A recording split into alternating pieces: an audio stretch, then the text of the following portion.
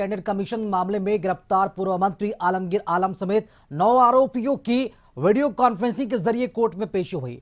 मंत्री समेत 9 आरोपियों की 29 जून तक न्यायिक हिरासत बढ़ा दी गई है। अब इस पूरे मामले में अगली सुनवाई 29 जून को कोर्ट में किया जाएगा। तो ये बड़ी खबर है। वीडियो कॉन्फ्रेंसिंग के जरिए इस पूरे मामले की जो सुनवाई है आज हुई है और इस पूरे मामले पर 29 जून तक न्यायिक हिरासत अब बढ़ा दी गई है। इसी खबर पर अधिक जानकारी देने के लिए हमारे साथ संवाददाता संतोष लाइव जुड़ चुके हैं। संतोष, टेंडर कमीशन घोटाले मामले में गिरफ्तार पूर्व मंत्री समेत 9 आरोपियों का वीडियो कॉन्फ्रेंसिंग के जरिए आज कोर्ट में बहस हुई है। इस सुनवाई में आज क्या कुछ हुआ? देखिए, अभी भी टेंडर कमीशन कैश कांड मामले में जो 300 करोड़ घोटाले मामले में मंत्री आलमगीर आलम से ईडी ने जब 14 मई को गिरफ्तार किया था और गिरफ्तार करने के बाद उन्हें कोर्ट में पेश किया गया था, उसके बाद उन्हें जेल भेज दिया। लेकिन ईडी ने रिमांड की मांग की थी 10 दिन के। उसमें पहला बार ईडी को 6 दिन का रिमांड मिला था। उसके बाद दूसरे बार रिमांड हुआ। लगभग 14 दिन रिमांड पर पूछताछ के बाद उन्हें जेल भेज दिया गया और अभी भी होटवार जेल में बंद है। कई आरोपी हैं जिसमें 37 करोड़ रुपया बरामद हुआ था।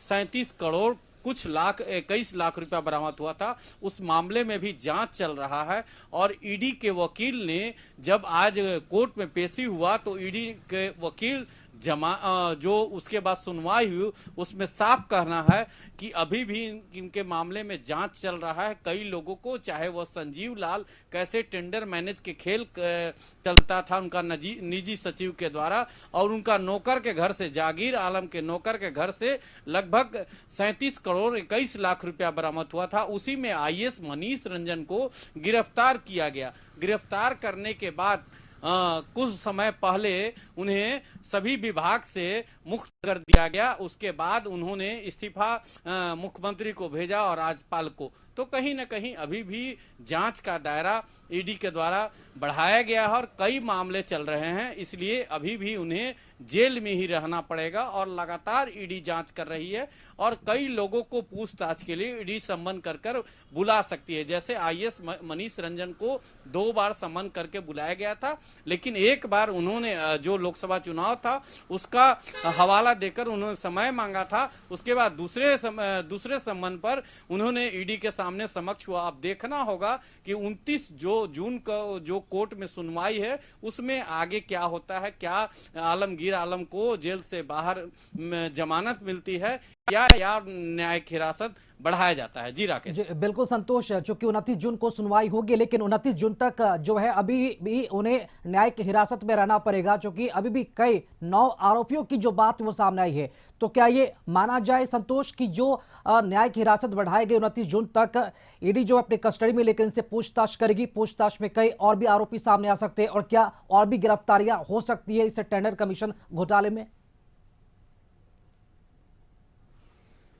देखिए, जो स्थिति है राकेश की, अभी कुछ समय जो सबूत ईडी इकट्ठा की है उसके आधार पर कई लोगों को चार्जशीट करेगी। उस मामले में मंत्री समेत 9 लोगों को उम्मीद है कि कुछ समय में चार्जशीट को, की जो ईडी के वकील हैं कोर्ट को बताया कि मंत्री समेत पुख्ता सबूत है और चार्जशीट दाखिल होने के बाद हमें नहीं लगता है कि 29 जून को भी मंत्री जी को राहत मिलेगा। इसलिए अब 29 जून को इंतजार करना होगा राकेश, क्योंकि कई खेल चला था। 300 करोड़ का घोटाला, इस टेंडर कमीशन का खेल और एम और एच का जो कोडिंग का मामला चलता था कि कैसे 1.5% कमीशन मंत्री जी को मिलता था। इस कोड का एक पत्र भी जारी हुआ था जिसमें विपक्ष बीजेपी हो हंगामा की थी कि आखिर कैसे टेंडर मैनेज के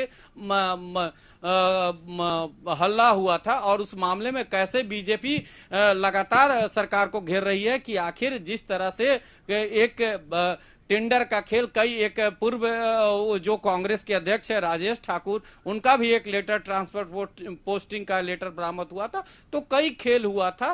तो अभी ईडी वकील जो आज कोर्ट को बताया वीडियो कॉन्फ्रेंसिंग के जरिए 9 आरोपी को सुनवाई हुई उस मामले में। अहम बात जानना चाहेंगे, चूंकि 9 आरोपी की यहाँ पर बात हो रही है, क्या इसमें कोई 10वां आरोपी भी हो सकता है? क्या 29 जून के पहले किसी और की गिरफ्तारी संभव हो सकती है टेंडर कमीशन घोटाले में?